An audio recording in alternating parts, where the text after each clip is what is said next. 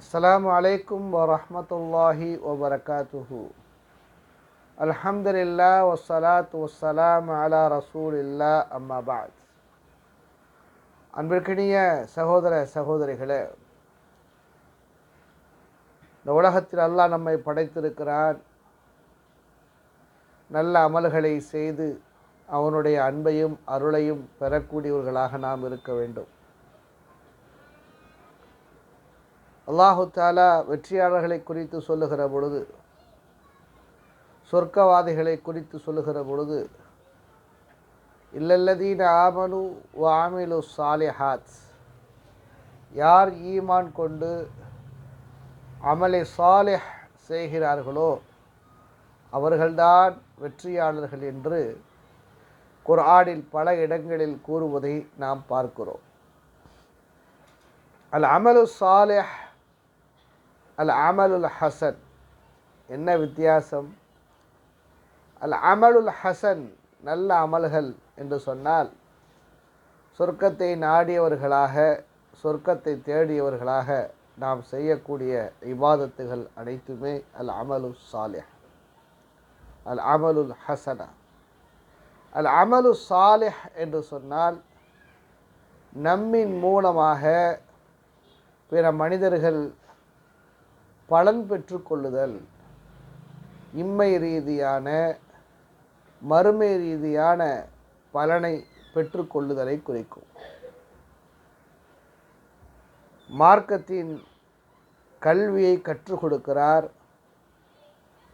நல்ல விஷயங்களை கற்றுக் கொடுக்கிறார், அவருக்கு நல் வழிகாட்டுகிறார், நன்மையான காரியங்களை ஏவுகிறார். இதன் மூலமாக அவர் அதை எடுத்துக்கொண்டு தங்களுடைய வாழ்நாளில் அந்த நல்ல அமலை செய்கிற பொழுது அவருக்கு கிடைக்கக்கூடிய நன்மைகளை போன்று அல்லாஹு தஆலா சொல்லி கொடுத்தவருக்கும் காட்டி கொடுத்தவருக்கும் அல்லாஹ் நன்மையை கொடுக்கிறார். இதுதான் அல் அமலு சாலிஹ். இதைத்தான் அல்லாஹு தஆலா ஒவ்வொரு மனிதனிடமிருந்தும் எதிர்பார்க்கிறார். நாம் எல்லா சூழ்நிலையிலேயும் பிற மனிதர்களுக்கு பலன் தரக்கூடியவர்களாக, நன்மை பயக்கக்கூடியவர்களாக நாம் இருக்க வேண்டும். பிற மனிதர்களுக்கு நன்மை பயக்கக்கூடிய காரியங்களிலேயே மிக உயர்ந்த காரியம் என்ன தெரியுமா? அதுதான் மார்க்க விஷயங்களை, கல்வியை நாம் கற்றுக் கொடுப்பது. கல்வியை கற்றுக் கொடுப்பது, பிற மனிதர்களுக்கு மார்க்கத்தை, நன்மையான காரியங்களை அறிவித்து கொடுப்பது. இமாம் சுஃபியானு சௌரி ரஹிமஹுமுல்லா அவர்கள் சொல்லுவார்கள், லா அஅலமு ஷைஅம் மினல் அஅமால் அஃதல் மினல் இல்மி. நல்ல விஷயங்களை கற்றுக் கொடுக்கக்கூடிய ஒன்றை தவிர நான் சிறந்த அமல் எதையுமே நான் அறியவில்லை.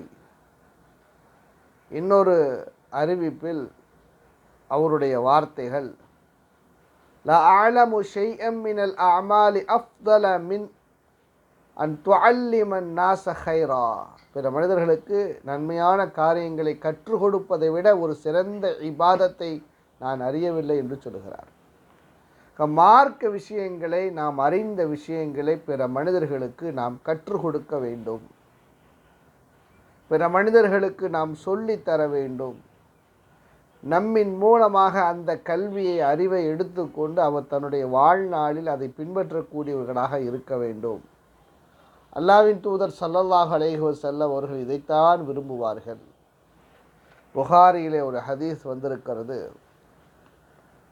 அபூ சுலைமான் மாலிக் இப்னு ஹுவைரிஸ் ரலியல்லாஹு தஆலா அவர்கள் சொல்லுகிறார்கள், பனு லைஸ் தூதுக்குழுவில் சம வயதுடைய இளைஞர்களாக நாங்கள் நபியவர்களிடத்தில் சுமார் 20 நாட்கள் தங்கியிருந்தோம்.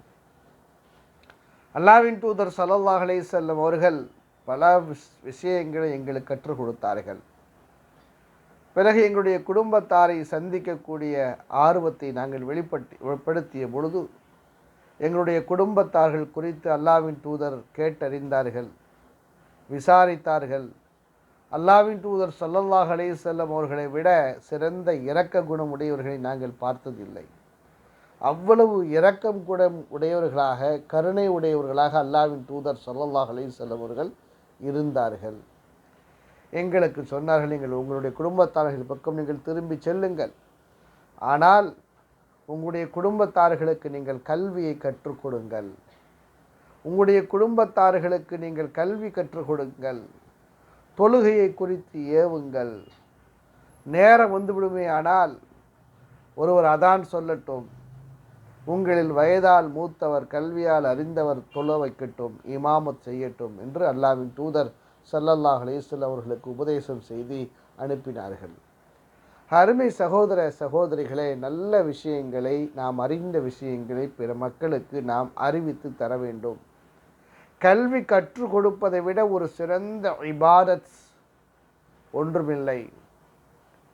ஏனென்றால் கல்வி கற்றுக் கொடுப்பது என்பது, ஒருவர் அமல் செய்கிறார் என்றால் தனக்கு மட்டும் அவர் அமல் செய்கிறார். கல்வி கற்றுக் கொடுக்கக்கூடியவர் பல விஷயங்களை அவருக்கு சொல்லித் தருகிற பொழுது அவரும் அந்த நன்மையான காரியங்களை எடுத்து செய்யக்கூடியவராக இருக்கிறார்.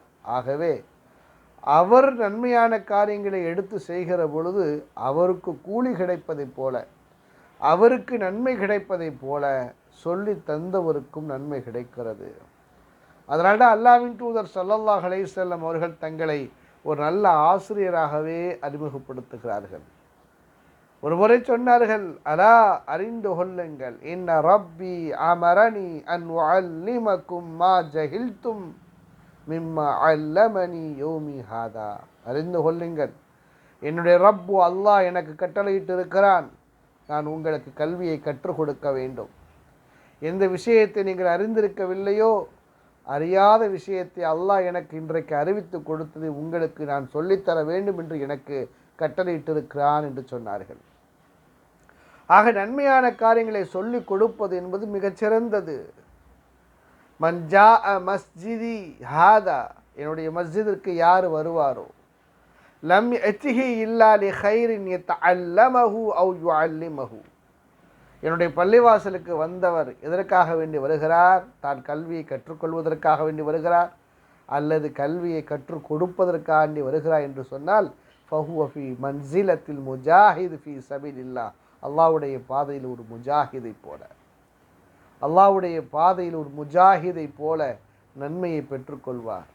ஆனால் மன் ஜாஅ லி கைரி தாலிக், இதல்லாத வேறு நோக்கத்திற்காக வேண்டி பள்ளிவாசலுக்கு வருவாரேயானால் ஃபஹுவ பி மன்சிலத்தி ரஜுலி யன்துரு இலா மதாஇ கைரிஹி, ஏதோ பொருட்களை பெறுவதற்காக வேண்டி வந்தவரை போன்று அவர் இருப்பார். ஆக கல்வி கற்றுக் கொடுப்பது மிக சிறந்த ஒன்றாக இருக்கிறது. கல்வியை கற்றுக் கொடுப்பது அல்லாஹ்வும் அல்லாஹ்வின் தூதரும் விரும்பக்கூடிய ஒரு காரியம். ஆகவே நம்முடைய வாழ்நாளில் நாம் பிற மனிதர்களுக்கு நன்மையான காரியங்களை சொல்லி கொடுத்து கொண்டே இருக்க வேண்டும். நம்முடைய இறுதி மூச்சு வரை அல்லாஹ் அருள்பாலிப்பானாக. வாஹிர் தஅவானா அனில் ஹம்துலில்லாஹி ரப்பில் ஆலமீன். அஸ்ஸலாமு அலைக்கும் வரஹ்மத்துல்லாஹி வபரகாத்துஹு.